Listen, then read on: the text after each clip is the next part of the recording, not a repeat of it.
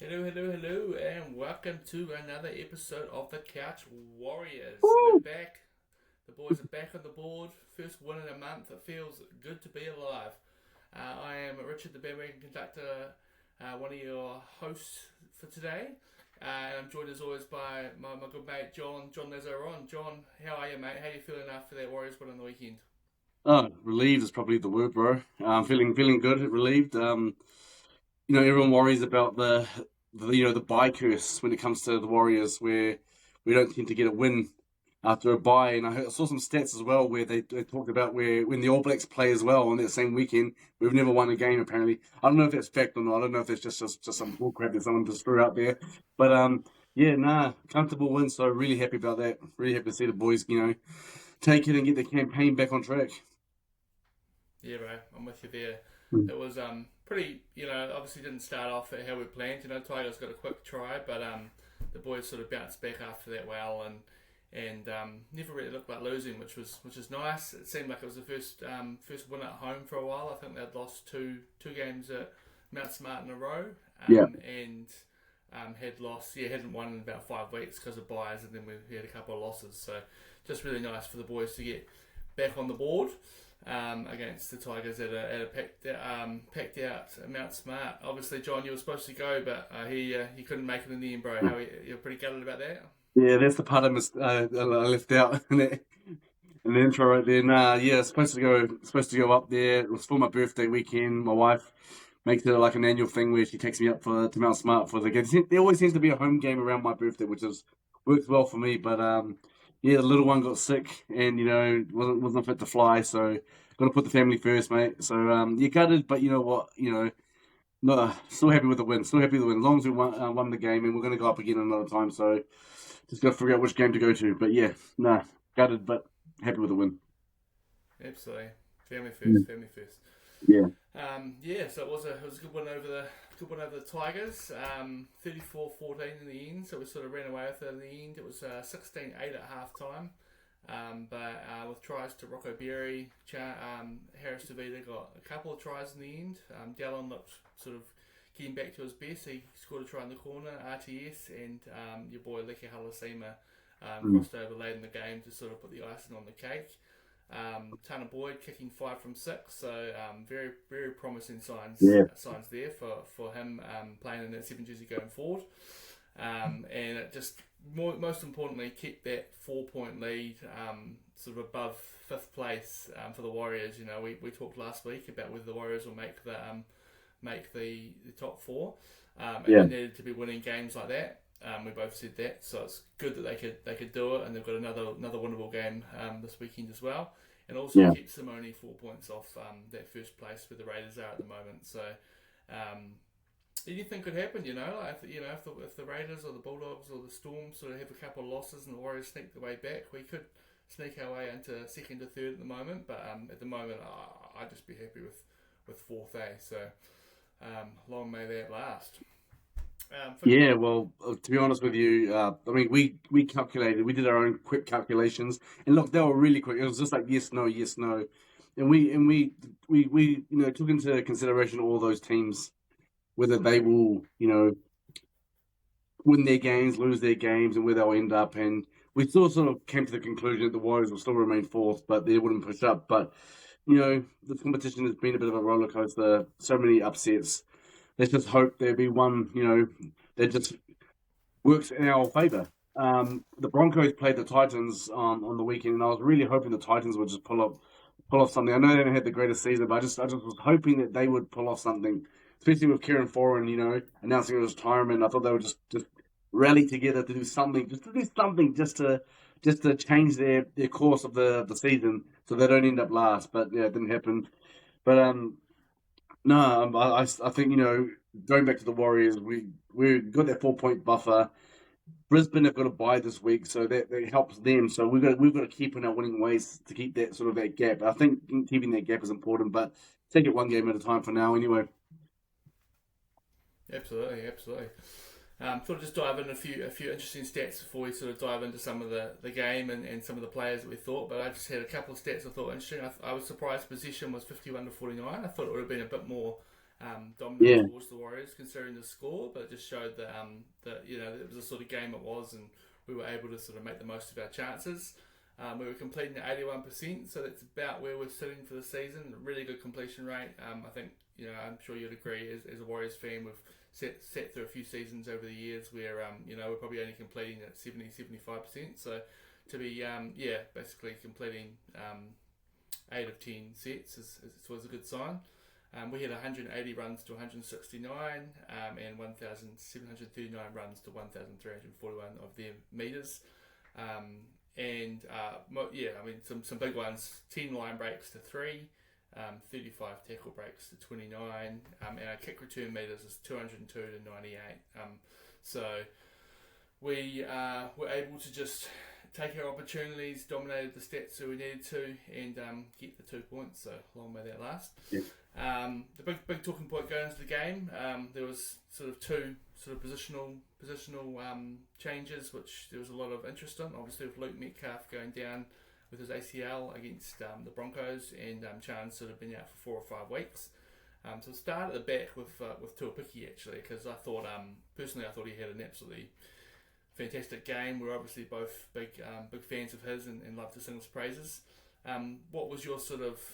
Were you happy with Tuapiki's form in that game, John?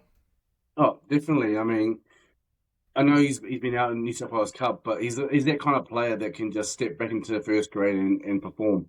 That's why I was like sort of gutted that he actually was left out, because he was doing so well beforehand, and obviously he wasn't dropped because of form, it was performance or anything. It was just because someone else came in.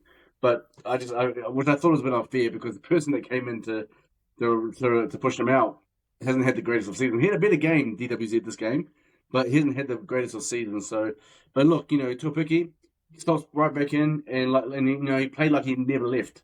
He played like he never left, the team in first grade. So love him there, and I don't know how long chances. I think it was 4 or 5 weeks, so it'll probably happen to him again, unfortunately, where Tuapiki will have to go back to reserve grade. But I mean, he's taking his opportunities. It's not like he's like not performing. He's just taking his opportunities. But I mean, in the long run, what would that look like in the long run? Because he's too good. He's too good of a player to be playing in New South Wales Cup. And that's no, not trying to offend any New South Wales Cup players, because it's so important, that side as well, to the first grade side, where they develop there to go into first grade. But I just think he's too that good of a player to be missing out on first grade. That's what I'm trying to say. Yeah, I'm with you, bro. I did want to ask you, whether you think there's a way that the Warriors can play Chance and Tuapiki together. Because personally, I wouldn't mind seeing Tuapiki keep that number 1 jersey and move Chance to centres, purely because we've got a bit of lacking a bit of depth in the outside backs. Rocco Berry has gone down again for about the 5th time this season. Poor guy can't catch a break. Lautoa is sort of coming back to it. We've had Pompey there, but and Pompey's been solid, but without being spectacular. Is there a way you think that those two can both play in the team at the same time? Oh, definitely. But we've sell out. That's the thing. He doesn't seem to make those kind of rash changes. Really, he's not into those big rash changes. He just seems to just go back to the status quo. And I mean, that's not me trying to have a dig at Webster. I just think that he doesn't seem to step outside the box sometimes. That's just my opinion. He doesn't seem to step outside the box and try something new, because I think, everyone out there that's listening to this or watching this right now, as you said, we're big advocates for Tuapiki. And I just think, again, I'm saying this again, he's too good of a player to leave out of the first grade side. So you have to find a way to put him in there, just like you're saying. And I think the way to do that is through centre, because at the moment we've put, for this week's game against the Knights, they put Capewell in centre. So, to accommodate Rocco Berry, being out. Even though Lautoa is still there, he's on the extended bench. So I honestly think they can do that. And I know that Chance is, he wants to play fullback, and fair enough, that's his spot. But I think, you can't leave Tuapiki out. He's that too good of a player to leave out, in my opinion. And I think that if they're going to do that, there would have to be the combination there. You can't take out one of the wings, because they're not going to take out Dallin, they're not going to take out Roger. They'll have to go into the centres, and again, like you said, Rockberry out again. I don't know how long. I don't think it was a severe injury. He might be out, for a few weeks or so. But yeah, I'd go with the fullback centre combination, and then Kate will goes back to second row, which means maybe Tanah Smith, goes out of the 17. That's how I would do it as well. But it's a hard thing, but at the same time, it's a beautiful thing because we've got all these players that you can put in there, and they're all doing good jobs. They're all doing a great job. So like it's hard, and it's a wonderful thing to see at the Warriors where the depth is coming through. One guy gets out, one guy comes in and fills that gap and does really well as well. So that's really good to see. It's not just like finding someone just to fill a spot, and because we've got no one else to fill it. In the past, of yesteryear Warriors, you've seen Chans at 5'8" and stuff there because we've got no halves, things like that. So anyway, in answer to your question, I agree with you. Tuapiki, fullback, Chance centre would be ideal for me as well. Yeah, I mean, there's an old saying, you've got to play your best players on the field at the same time if you can.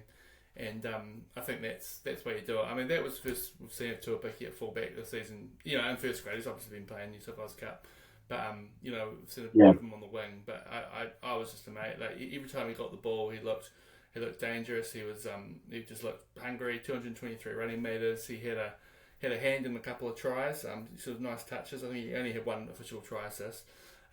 He topped the game with 11 tackle breaks. He's not a big guy, so for someone like him, he throws his body around and he's a slippery snake, that's for sure. So I love what I saw from him, and it's no knock on Chance at all. I love Chance, and Chance has been probably one of our most consistent, if not our most consistent player this year.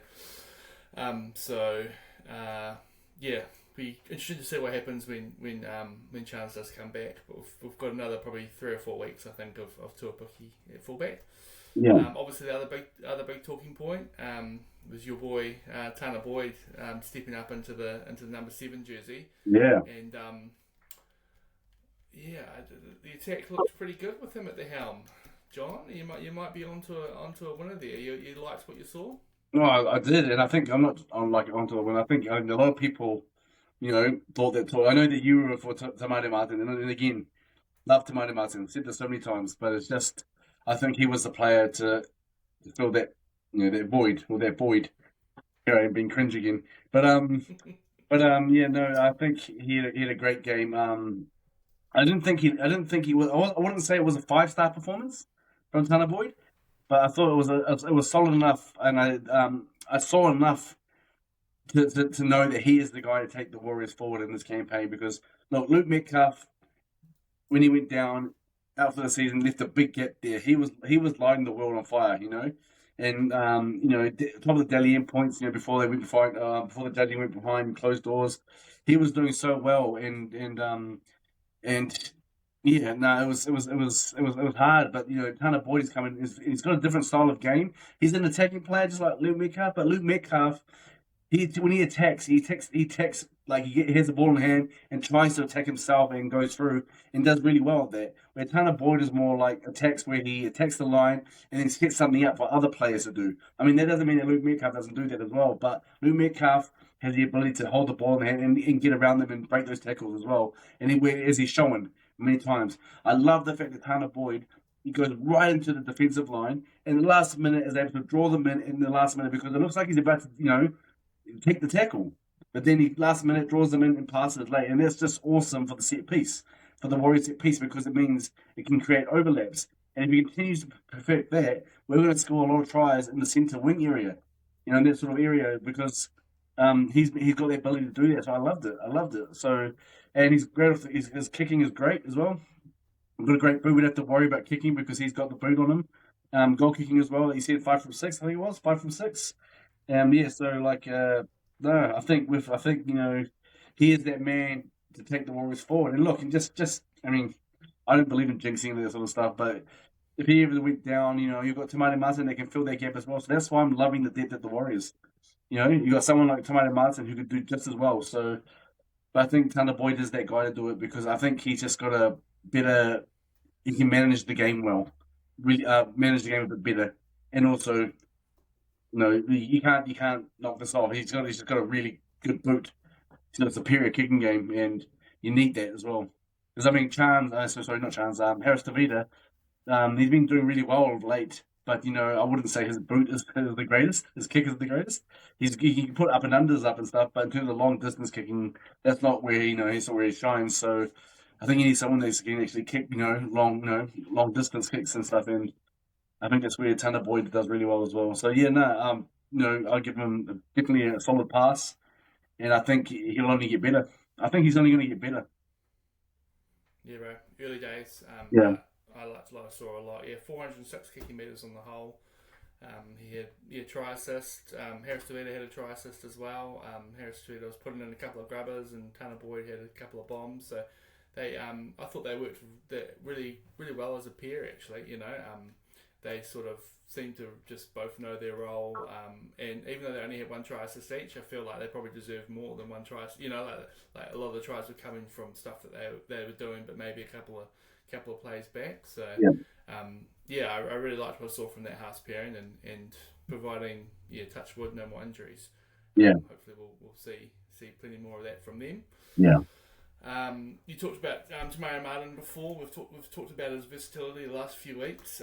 He came off the bench and played centre for Yeah. about probably 45 minutes after Rocco Berry went off. Just wanted to say shout out to him once again for showing off his versatility. I thought he actually had a few weeks ago when Dylan went off and he was sort of playing a bit of wing and a bit of centre, looked a little bit lost, but maybe they've just practiced a little bit more with him sort of really being a utility for every back position. But yeah, in the last two games he's played hooker, halfback, fullback, and centre. So long may that last. But so on, and on Rocco Berry as well. Like, I mean, it just feels like this is about the fourth time he's been injured this season. Obviously, no serious injuries, but I have seen a bit of talk around, about these injuries. He's still only about 24, so he's still young. But if you were the Warriors management, would you be sort of chasing up a contract extension after this one's done, or would you be looking elsewhere, just purely on the injury sort of front for him at the moment? Well, that's a hard question. That's a really hard question because I mean, you can't deny the guy's talent, but he's just had a bad run of injuries. It happens, and I mean, it's just been unfortunate. will will he ever get to play a full game of 80 minutes of footy without getting injured? It just seems that like every time, just something just seems to get just re-aggravate something. Like for example, his shoulder, and it was the same shoulder that he had surgery on, and no, I feel sorry for the guy, and honestly, he's so young as well. So I don't think he's. I think it's a bit of a. I don't think he's ready to give up the game or anything like that. But I don't. That's a hard question. I honestly think the Warriors will still have faith because of his age that he can come. He can come well. The injuries are part of the game. A lot of people are injury prone. Like look at Wade Egan for example. He's concussion prone. How many concussions has he had over the years? But they still keep on bringing him, extending his contract, and he's worth it. So I think Rocco Berry is worth it. So I don't think that they'll look to go elsewhere. I don't think they'll look to go elsewhere. He's a class player. Got many years ahead of him. Just needs to get the body right. Yeah. Yeah, hopefully he can. It just sort of I don't know if you remember Ben Henry, about Mm. 2011 odd, and he was a real young talent. He's around for probably 3 or 4 seasons, but just similar to Rocco Berry, just seemed like pretty much every second game he was getting injured. I think the thing with Ben Henry is that his injuries were a bit more serious. He had some pretty serious sort of knee injuries and that sort of thing. Mm. But I love Rocco Berry and when he's on, but it hasn't helped the sort of outside back situation this year, that's for sure. So Yeah. do you think that was the best spine performance we've seen from the Warriors this season? Obviously we've talked about Tuapiki, we've talked about Harris Tavita and Boyd, and I thought Wade Egan had a great game. He looked sort of at his menacing best. Do you think that's sort of part of me thinks that's kind of like the most complete spine, and not quite flawless, but not far off being flawless spine performance from the season. Um, well, how would you feel about that? Do you agree with that, or do you think that maybe you'd rather sort of Nah. see some of the other guys there? Yeah, no, I mean, I didn't think. I mean, look, like they played well, but I didn't. Like I said, as I said before, I don't think they. I didn't think that. I said this about Tanah Boy, but as a team as a whole, I didn't think it was a five-star performance. It was a very comfortable win in the end, and and I think that they'll have to go up a level to play against the likes of Storm, the Bulldogs, and the Raiders. Panthers even. I think Panthers, starting their late surge into the competition and stuff. So I think they'll have to step up a bit. And that's just my honest opinion. But if I was going to talk about, like a flawless spine performance, I would have said the game against the Sharks where they demolished them. Where they demolished the Sharks, that would have been my flawless spine performance because they were terrific on their night. The whole team was terrific on their night. And like I said, they were good. They were good against the Tigers, yes, but I just think that I think that I wouldn't say it was flawless, but good. But yeah, not my overall best game from the spine this season. Fair enough. I'm going to say it was. Honestly, I loved everything that they were all doing. They just played their role really well. I think in that Sharks game, you forget that their first half was only 12-10 and we were really up against it in that first half. And then, we sort of found out a few weeks after that maybe the Sharks weren't as good as we actually thought they were as well. But yeah, I love what I saw from and we've obviously talked about the three of them, but yeah, I think Wade Egan as well. He was really menacing around the ruck, sort of forced a few penalties, and was catching some of the Tigers forwards. Sort of there was one moment where he just kind of ran towards the guy and he just couldn't help him. He kind of almost just smacked the ball over his hands. It was just a silly penalty from him, but we'll take it on our advantage. So. I think it's a great platform for them to start from, and I'd love to see that every week. I just feel that I feel that with the Sharks game though, we're talking about the Sharks game, is that I feel like it was a harder team to play though. That's what I mean. I think that they were at the time the Sharks were doing okay in the competition at the time. I'm not sure where they're at now because I think they were just outside the top 8 at the beginning of this round, so I don't know where they're at now. But I think it was a harder team, so I think there was more effort put in, and that's why the effort. I know there was a close halftime score, but then they just unleashed on them. So I just thought, for me, it was them because it was a harder team to play, and plus it was at their home ground as well, Shark Park. So yeah, that's why I thought that was the best spine. The best showing from our spine, and it was a different spine as well, obviously with Chance there as well, so and Luke Metcalf as well. So look, I just reckon that they've started this new spine, with Egan, Harris Tavita, Boyd, and Tuapiki. That'll be the spine for the next 4 games at least, with Chance out, and etc. So I think that they'll continue to improve, and I think it'll be very hard it'll just give Webby a big headache in terms of selections when Chance becomes available. Because if they continue to do really well and continue to improve, why would you stop that? But again, he goes with that mentality that this is Chance's spot. So once he's back, it's his back, his swap back. So that's why it's a hard one there. But I really hope they do light the world on fire. In these next 4 games, and it gives Webby just a cause to think, just sit down and have a think, and think maybe I need to stick with this, and maybe put Chance into centre. So we'll see. We'll see. I'm looking forward to it. Yeah. Times ahead. Sweet. Should we give out some Whaley M's? Yep. For the game.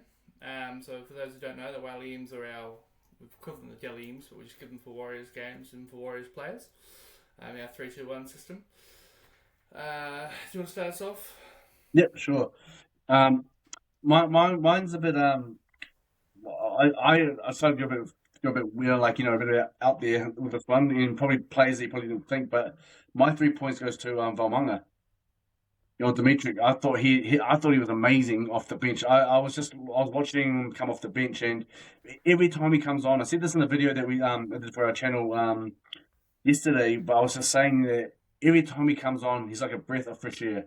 Like, you know, the intensity that he brings on in attack and defense is amazing. He's young and he's in it. He's all over the park. He's there, and I love his strength, his athleticism. It's kind of like a clone of Liquor, you know, bit of like a clone of Liquor in a way. But and they got the same haircut, but um, I just think that I just think I've got I've got a lot of time for Balmonga because, and I love the fact that I mean, I know he's on the bench and he could easily start, but I think his position on the bench is the best place to be because he comes on and he just injects that just a big dose of intensity in the game. If that's how you want to call it. But yeah, Balmonga got my 3 points. Don't have the stats on him at the moment, but Roger got my 2.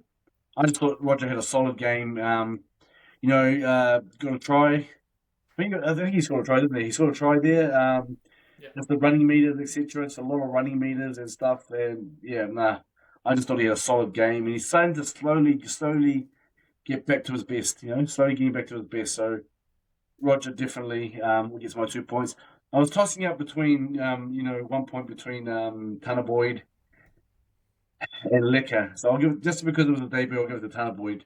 Just because, you know, he had big shoes to fill with Luke Metcalf out. The whole Warriors world, you know, NRL, we have a rugby league fan, pundit, whatever we want to call them. We're watching Tanah Boyd to see how he goes, you know. So a lot of pressure must have been on the guy, but he, you know, he did it with ease. Went on there, showed he could do the job, managed the game well, kicked the ball around well, yeah, and was able to, you know, as I mentioned before, do the draw and pass, you know, and set up those set pieces for our side just to keep going forward. So yeah, saw good things from Tanah Boyd, and yeah, and I think that he will just continue to get better as his confidence grows, as more game time. So those are my 3-2-1s. Yeah. Nice, bro. Nice, Yeah. bro. I yeah, I'm amazed you haven't given any points to Tua Picky, to be honest, because I thought he was out the gate, and I know that you're a big fan of him, but maybe you didn't want to be showing too much bias, so Yeah. I'll give him my 3 to make up for that. Yeah, I mean, as I sort of already alluded to before, but just absolutely just love what I saw from him. Every time he got the ball, he just looked so hungry. He was Yeah. bouncing off tackles. 223 rating meters, 11 tackle breaks, 44 post contact meters, and a try assist. And yeah, a really good game from him. Yeah, as I said before, I'm interested to see what will happen when Chance is back, because I just don't know how you don't find a place for him in the squad somewhere. Yeah. 2, yeah, agree with what you're saying about Tanah Boyd. Yeah, he gets my 2 points. I thought he managed the attack well. Just took the ball to the line really confidently. Kicks well.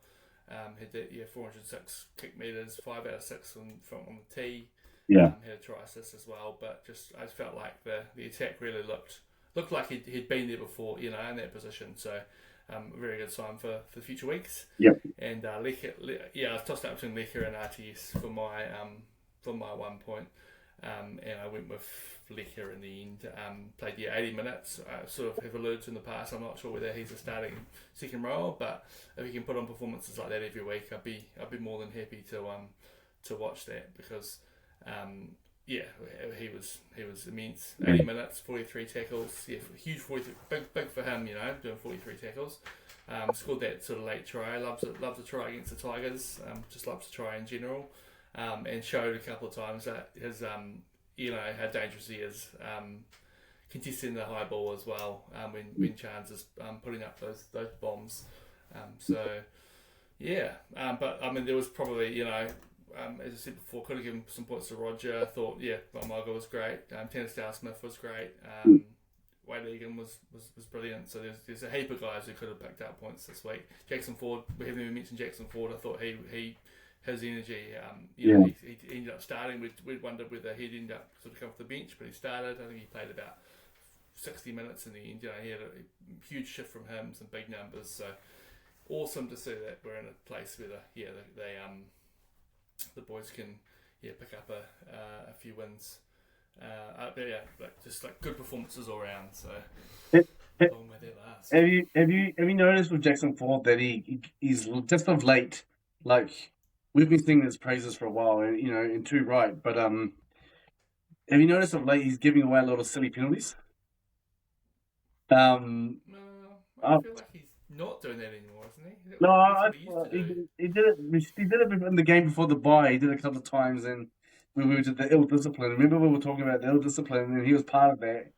And I know that a lot of people like don't drag Jackson forward and stuff like that, but you can't escape reality. That's what you saw. You see that what he did, and he did it. I think he did it once here. I mean, I have to see the replay again, but yeah, I was just going to ask that because that just came to my mind. I mean, I think he's been putting in big shifts, and I agree with you there, but I think his discipline is getting a little bit. He has to watch that because he's given away a few penalties of late. Yeah, I'd have to have I've bring the stats up there because I feel like it was something which was a problem of his Okay. between that and the handling errors. But I feel like the last, like he's kind of turned that around this season. But Nah. hey, we'll have a look at the stats and see Yeah. what we can bring up for you Yeah. next week. So we've got a game this week to look forward to against the Newcastle Knights, who are obviously in a bit of a predicament at the moment. I don't know whether it could work against or for the Warriors, but obviously there's a few reports coming out that Adam O'Brien might be getting the flick, which is, I mean, hardly be surprising considering the Knights' performances in the last two seasons. Yeah. But also that Callum Ponga might be, looking Rugby. for a new home, potentially playing rugby. I mean, this rumor comes up, a couple of times every year, but Yeah. I just feel like there could be an element of something there. It could just be that he's just, obviously not happy at Newcastle. It doesn't look like he's that chuffed to be playing there Well, this year. So he's achieved a lot already. Like, I mean, he's won a series with the Maroons. Very unlikely going to ever be picked for Australia. For the Kangaroos. I know. I don't think Mal's doing it anymore. I'm not sure if Mal's the coach now. I can't remember, but I don't think he'll be picked for the Kangaroos. And I think, I mean, wouldn't you feel a bit frustrated playing for the Knights as well? Doesn't feel like they're going anywhere. But I mean, I would have thought that maybe another club, somewhere, because I'm pretty sure there are other clubs that would love to pick him up. But it's just that he's got a big price tag on him. That's the problem. yeah, He's got a massive price tag on him, which will impact salary caps across the board. So, but with rugby, that would be interesting because I mean, it is. We all know there's like you said, there's always a rumor about him playing rugby, but you know, and he's always had a desire to play for the All Blacks. I think he's always had a desire to play for the All Blacks. So maybe he's just decided, now's time's the time after winning the State of Origin series for Queensland. Yeah, you had to bring that up again, didn't you? yeah, yeah. We could talk about it soon. But it's on the run sheet to touch on it later. Yeah, yeah, So back to the Warriors Knights. It could work either way for the Warriors.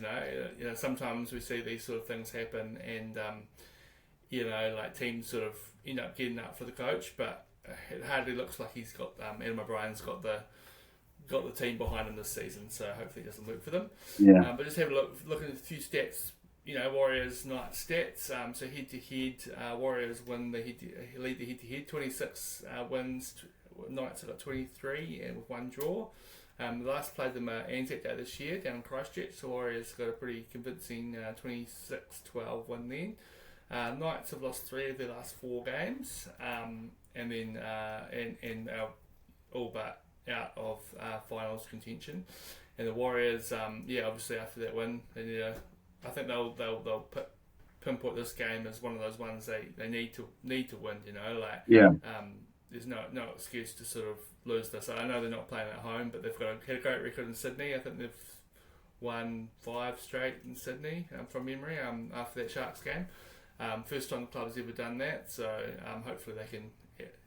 I mean, in New South Wales, we'll say Newcastle's close enough. Yeah.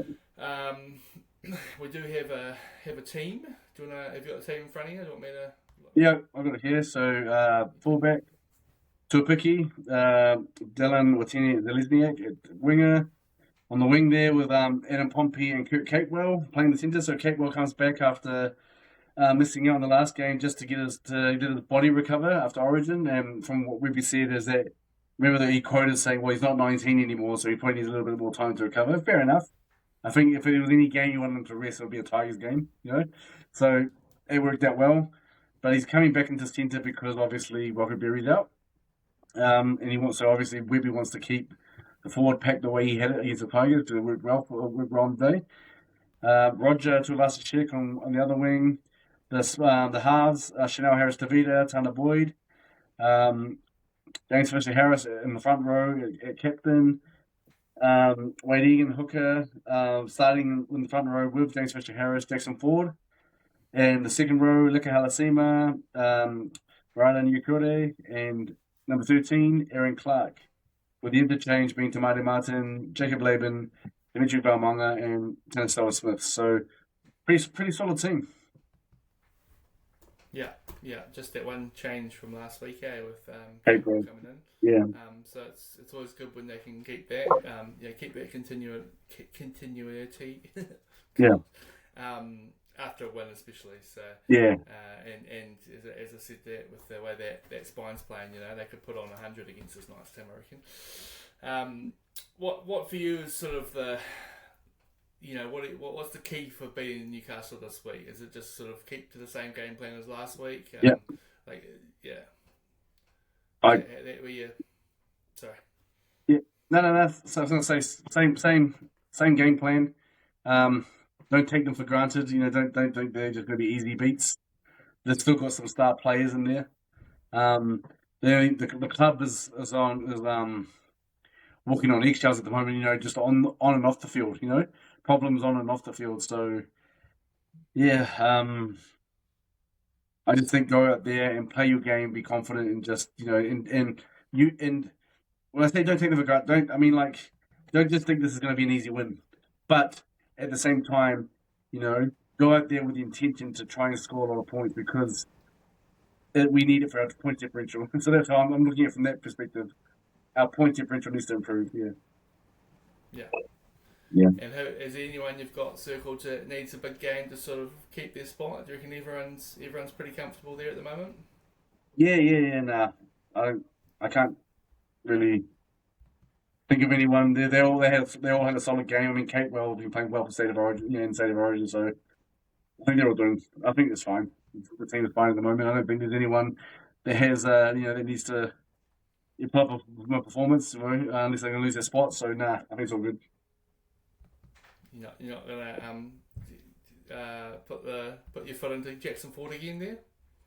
Well, this has nothing to do with his performance. This is with Jackson Ford.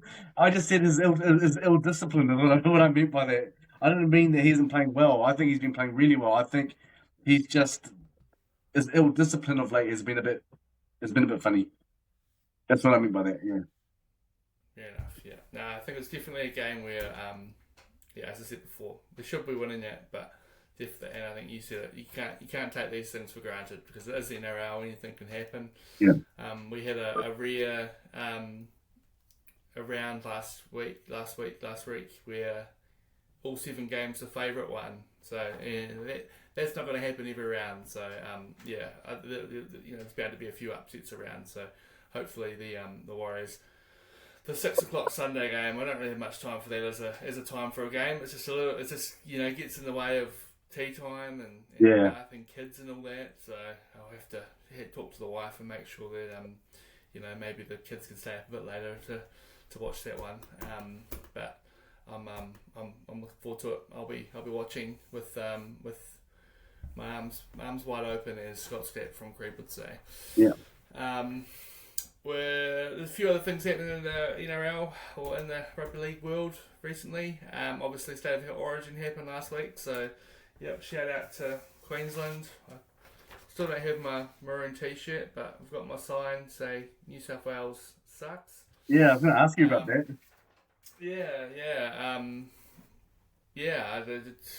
There's that old saying that Queensland just get Origin, and I think that series is a good example of it. It was, they got blown out at home, went to Perth for the game 2, and sort of. Put 24 points on them in the first half and then just held off in the second half. But now, complete performance from Queensland in that game 3. New South Wales just had nothing. They just choked them out, and at home as well. So Yeah. congratulations to you and your Maroons, John. Um, do you think Laurie Daly's going to be the coach next year? Well, I think so because the CEO's already come out saying that we have contracts and we fulfill them. So he's got another year to go. So I don't think he's going to lose his job. Yeah. It's the NRL though. We all know what a contract means in the NRL. So Yeah, but when you got the CEO coming out blatantly saying that, yeah. and a player of the series, John. Do you have obviously a New South Welshman with the way that they were playing? Do you have a player of the series from either team? Oh, mate, honestly, if I'm going to be a bit biased, I'd like to say Kurt Capewell. But if I'm going to be realistic at the same time, probably say Tommy Dearden. He took, like stepped in after Cherry Evans got, controversially dropped. I don't think it was controversial. It was just that because, sorry, Billy Slater just made a call. There was nothing controversial about it. It's just that because he'd been there for a long time. He was captain as well. And I think it was just a bit of a shock. So there's nothing controversial about it. It was just, mate, I need to bring someone in here, otherwise we're going to lose the series. And he did. And look what happened. It tore New South Wales apart. So, so I think Tommy didn't deserve that. And he's a great player. We always know he's been a great player, but he's just been waiting for his chance. He's always been playing number 14, a utility when it comes to rep football. So, got his chance. He's taking it with both, he's taking it with both hands. So, I honestly, Kurt Capewell, very, very, very close second. In Munster as well. Cam Munster, I love when he plays for Queensland, but outside of Queensland, I think he's the biggest grub in the world. I think him and Harry Grant are the biggest grubs in the world. There's a few of them out there, but yeah, they're on the list for me. Capewell, I thought when he came, again in the NRL world, media world, he was a controversial selection, but he came in and I thought he was going to get man of the match for that second game because he was outstanding. He was outstanding in that second game, and he, rightfully so, won his spot back in the third game and did well as well. Probably didn't play as well as he did in the second game, but he still played really well. And part of an outfit, that took apart a star-studded New South Wales team that had no answer. So, Tommy Dearden from Player of the Series. I think Capewell, Munster, probably just behind him. If there was a race for it. Yeah. Yeah. Dearden would be my player of series. Did you see the stat about how the Warriors were 3-0 in Origin? Yeah. Barnett playing his first one, and I would have, I would have loved to have seen Barnett and Capewell added each other. I was really hoping for that. You know what I mean? I would have loved to have seen. I remember in a press conference, someone asked Barnett saying, "Would you love to? How would you feel about playing against Capewell?" And he was like, "I love it." I would love to see like a big clash between the two. Getting each other's faces and stuff. And I'm sure on the field they would have just gone at each other, but off the field, they're back to buddies again. But yeah, would you not have loved to see that? See them go at each other? Yeah. Yeah, you'd love to see it. I think they did play against each other game 3 last year, didn't they? I can't remember because Capewell was part of it last year, wasn't he? Yeah, and he wasn't retained. Yeah, but Barnett finally got a game in game 3. I feel like, but yeah. Next year we'll see if Cape's still got it. But yeah, and to top off for New South Wales, and a pretty lackluster sort of last couple of games. I thought, he scored 5 tries in the series, equalled the record, and he just every time he got the ball, he was bouncing off tackles. So if I was going to give New South Wales a shout out, it had to be to him. I don't know how the guy does it. He's just like if you watch previous videos and clips of him talking about his journey in rugby league, he talks about how people would say to him, "You're too small." He constantly says that. Like during my journey, people would say I was too small. But mate, he gets the ball, he bumps off people with ease, and he gets through tackle, he breaks tackles with ease, and he's just an amazing player. So like, I love the fact that he's been able just to not listen to all that noise that told him he was too small, and he's just showing them that I can do this. Some of the smallest guys, they can do the biggest things on the field. Look at Tuapiki again, one of the smaller guys on the field, but not afraid to hit it up and also breaks the tackles like you said, like a slippery snake. You know, Yeah. we might as well call him KY. So call him KY. So yeah, I think with To'o, it's his body position he gets himself in. You know, he just gets himself so low, and he's yeah. almost like an animal, like an armadillo. You know, like he kind of rolls himself up and just rolls into it. So Armadillo. yeah, I mean the Panthers will be hoping that he can sort of get back to full strength because he's obviously had a few injuries this season, but he'll Yeah, be a big part of them making a late charge to the finals. yeah, Speaking of late charge to the finals, I did just want to quickly ask. We talked last week about sort of whether the Warriors made the top four, and I think we sort of were both in agreement that the Raiders, Storm, Bulldogs, Warriors, Broncos, and Panthers will probably make up the top six teams. yeah, But I'm just looking at the table at the moment. There's four teams fighting for those final two spots. The Seagulls and Roosters and Sharks are all yeah. on 22, and Dolphins are on 20. I'm not going to dive into the games and that, but I just wanted to ask you, of those four teams, Seagulls, Roosters, Sharks, Dolphins, who you think's going to sneak into the eight, most likely to sneak into the eight from them. It's a hard one because you have to see the draw. You know what I mean? You have to see the draw, but they're all on similar points, aren't they? I still think Dolphins can do well. I mean, they were doing really well until the last week's game, and I think they just need to regroup and start playing again like that because the way they were playing before on their last game was they were tremendous. They were awesome, and so I still think the Dolphins can still do it. Um, it's a hard one because the Sharks and Seagulls. They're obviously they're right up there, but they're nothing spectacular, are they? They're nothing special, in my eyes anyway. And you look at the Roosters, they're thereabouts, and they've got a team that can put on an awesome performance, but they just haven't done it every game, week in, week out. So Yeah. I'm going to go, in terms of your question, just to answer your question, I'm going to go Dolphins and Roosters. Nice.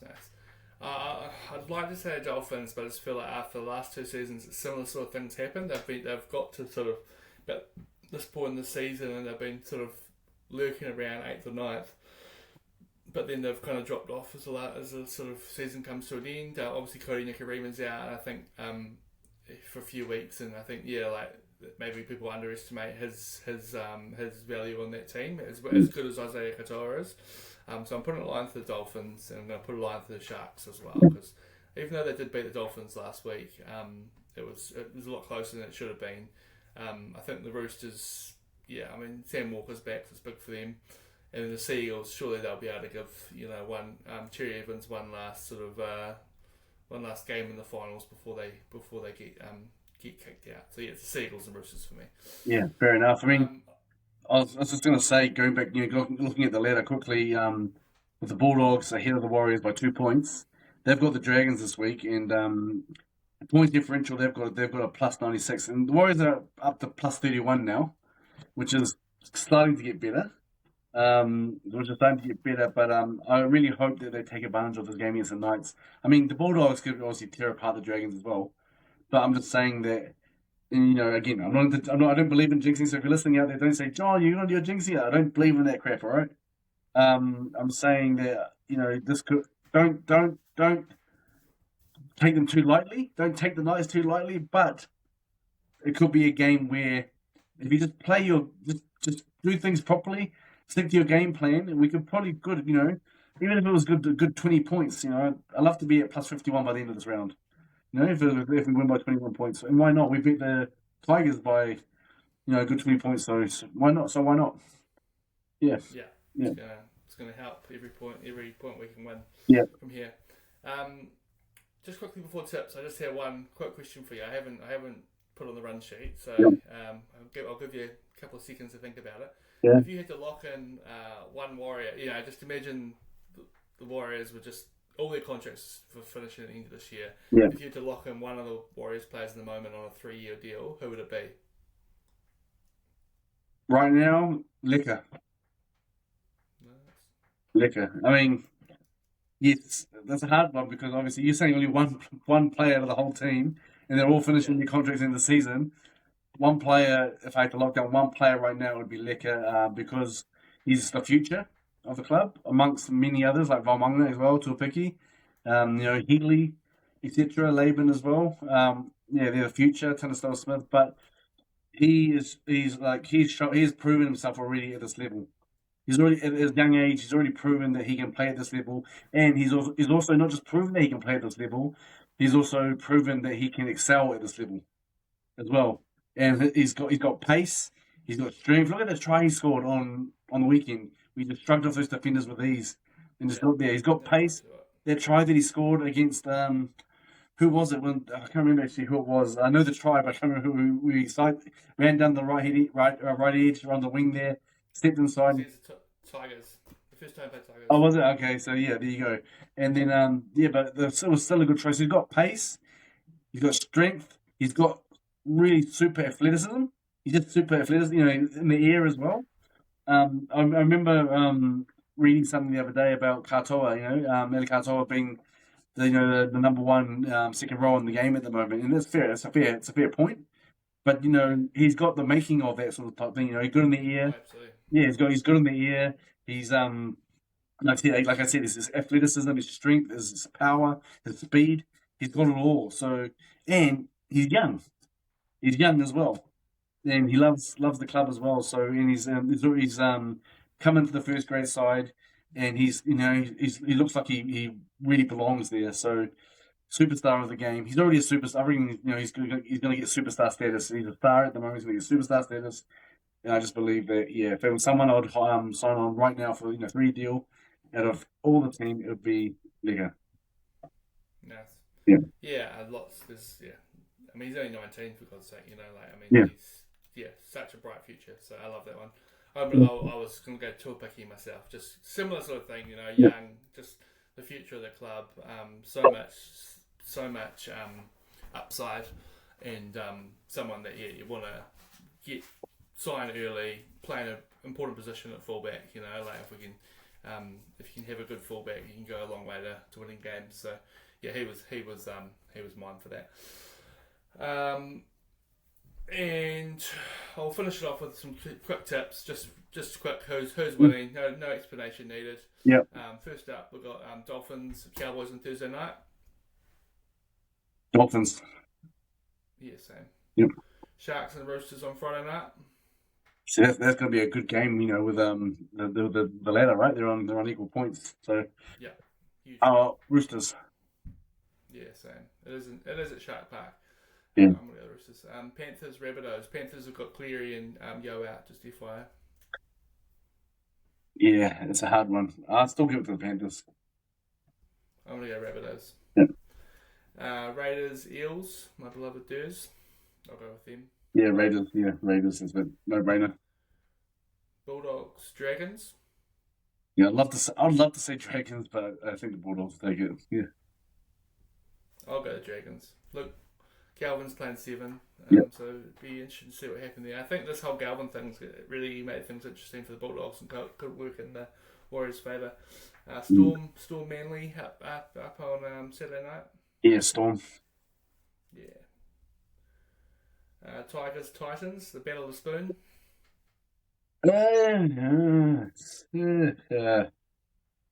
I'm just gonna. I'm gonna go Titans.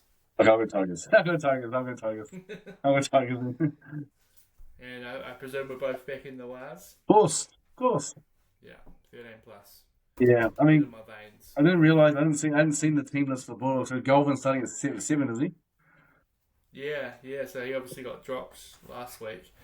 I think that was more like he was on the bench originally, and then they dropped him to 18th man, I think, because they had a few injuries and wanted to make sure they had 4 forwards on the bench. But yeah, they've dropped Toby Sexton, so it'll be interesting to see how it plays out. I suppose it's sort of like you kind of got to, like they've made the investment, it's been well publicised. They need to try back their decision to make that, to sign him. So Can we just spend a minute on this, because I've actually thought about, I don't know about this game that he'd been picked. I thought he'd been dropped, and then I heard that they might get a surprise selection in there, but I don't understand this, how he's just come in and then all of a sudden they've purchased him from the Tigers, and they're treating him like he's a prized position. And I'm not saying the guy isn't talented. He's a talented kid, as we all know. But the Bulldogs have been doing so well under Sexton at playing a halfback. and they're shuffling. I thought, You say that, but like they haven't really been scoring that many points. Like they're yeah, playing, like the defense has been good, but yeah, like okay, the but attack's hardly been lighting the wood on fire. yeah, but okay, but fair enough. But the thing is that is it a means to replace Sexton with Galvin? Like what's he done? What's he done to light the world on fire? Sort of thing. So, I mean, they're I mean, they're, they're moving a there's a lot lot of more things around. upside in him. Yeah, they're There's a lot more moving. upside in him than Sexton. I think, yeah. I mean, I feel sorry for Galvin, to be honest, because he's bringing. Not only does he's brought in, he's got this, and it could cause disarray within the club rooms, and we've already seen it. Reid Mahoney. Remember, he was having a bit of a spaz, and when in the changing room when he was taken off, and when he was taken off, and he was not happy about it, and well, I think a lot of the players might be thinking along the same lines. Where like, oh, why are they shifting this around? We've had a winning formula. Why are you doing this? And I mean, if he was a superstar of the game, you can kind of understand that. But I don't think he is a superstar of the game. So, and again, he's come into the environment with a lot of weight on his shoulders because of all the stuff that happened, like the media stuff that happened, and it's kind of like I feel sorry for him because he's young, but he's kind of very unliked. Like there's a lot of people that are very unliked. Does that make sense? He's like, because of what's going on, people have opinions and stuff. He's young, so you gotta give him a chance. But yeah, I think that yeah, I don't know what's your opinion on this because yeah, everywhere he goes, his name there's always controversy around it. Every time he's named in the media. That's what I'm trying to say.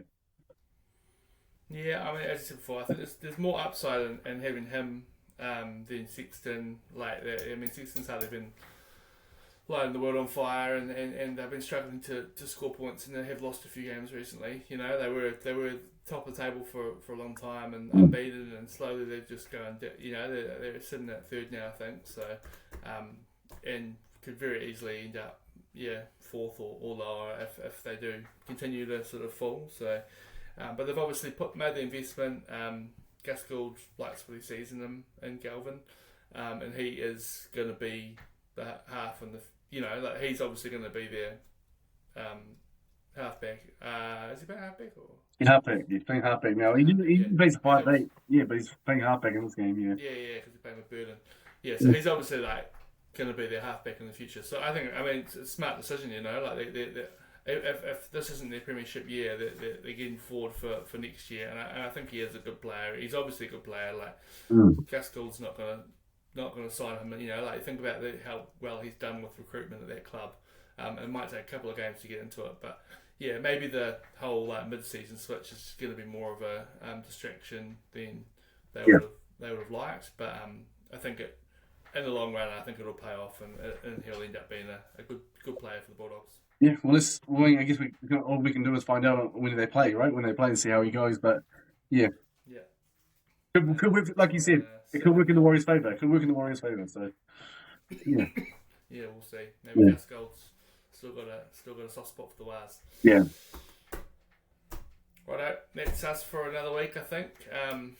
It's just good to have the Warriors back on the board, scoring some two points, and hopefully we'll be able to get another 2 points in Newcastle on Sunday night.